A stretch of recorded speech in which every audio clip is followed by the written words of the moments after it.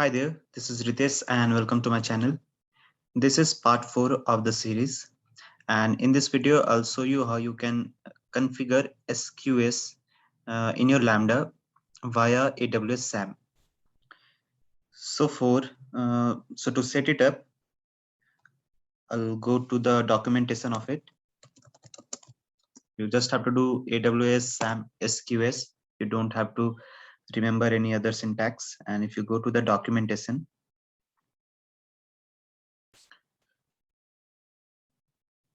you'll find a code snippet here. You just have to copy it.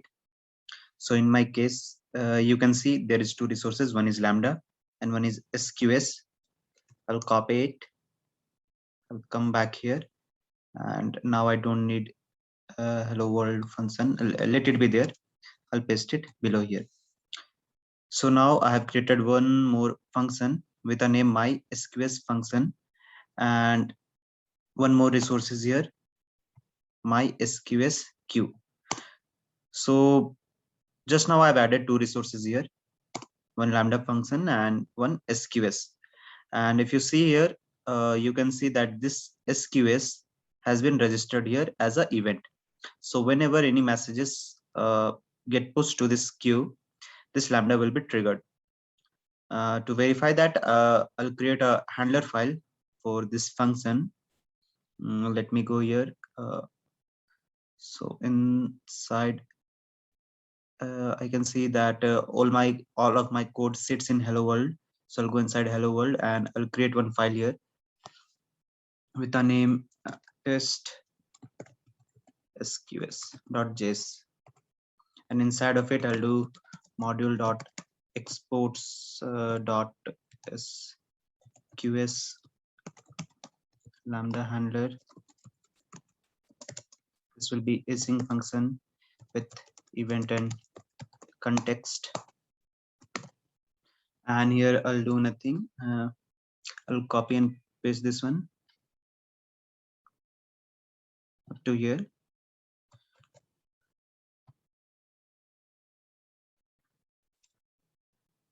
And here I'll print the event. This event will contain all the records which are coming from SQS. So let's see, let's rename it SQS lambda handler, and everything seems fine. It's from SQS lambda.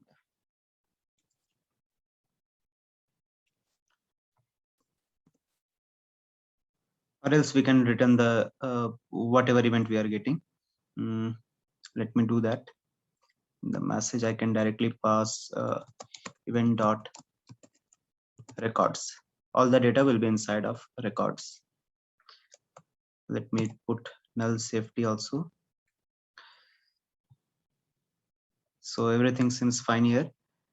Let's go to our template YAML and let's configure that path.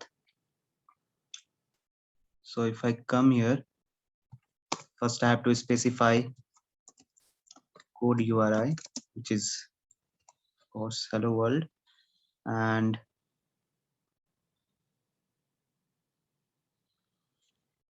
the file name is test sqs. This is the file name and this is the handler, and we are using node 14. Hope you all remember.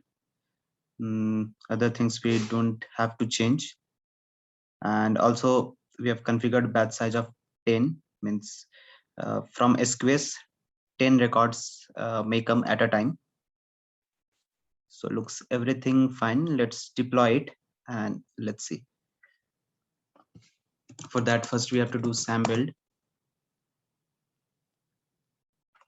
Let's wait till it completes.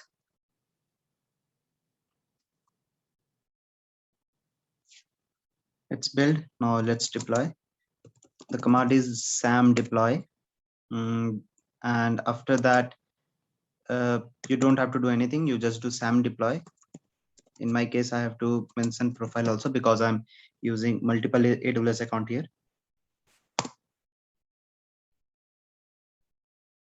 Let it complete.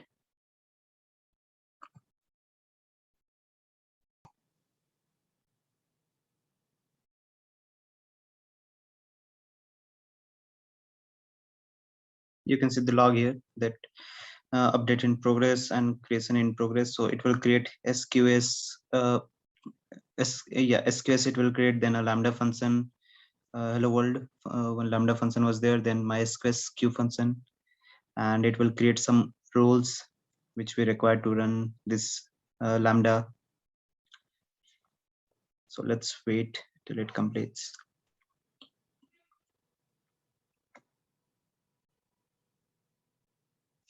Yeah, so it has deployed successfully, and our stack name is SAMDemo1.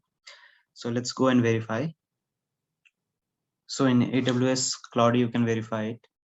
So my region is US West 2.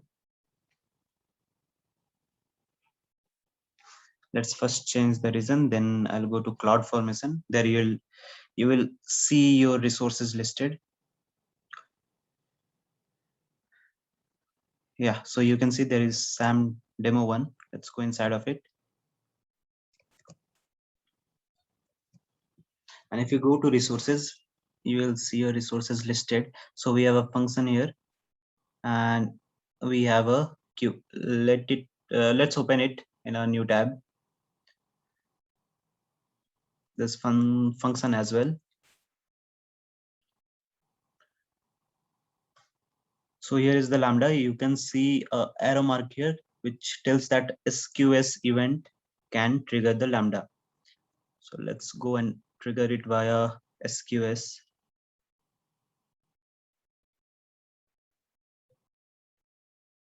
You can go to SQS from here as well.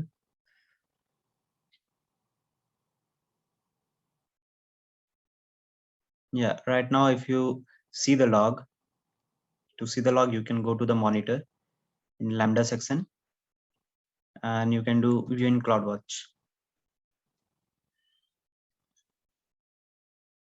And right now you can see there is no log right now.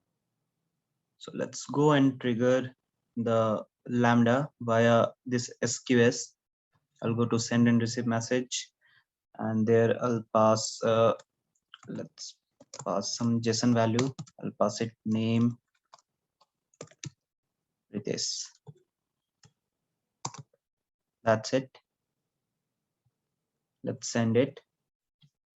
Yeah, you can see this message has been pushed to the queue. Now let's go to CloudWatch and refresh this.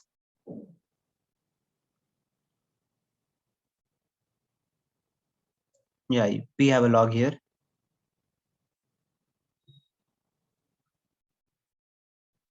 Yeah, you can see now log is appearing here, and you'll have something called records.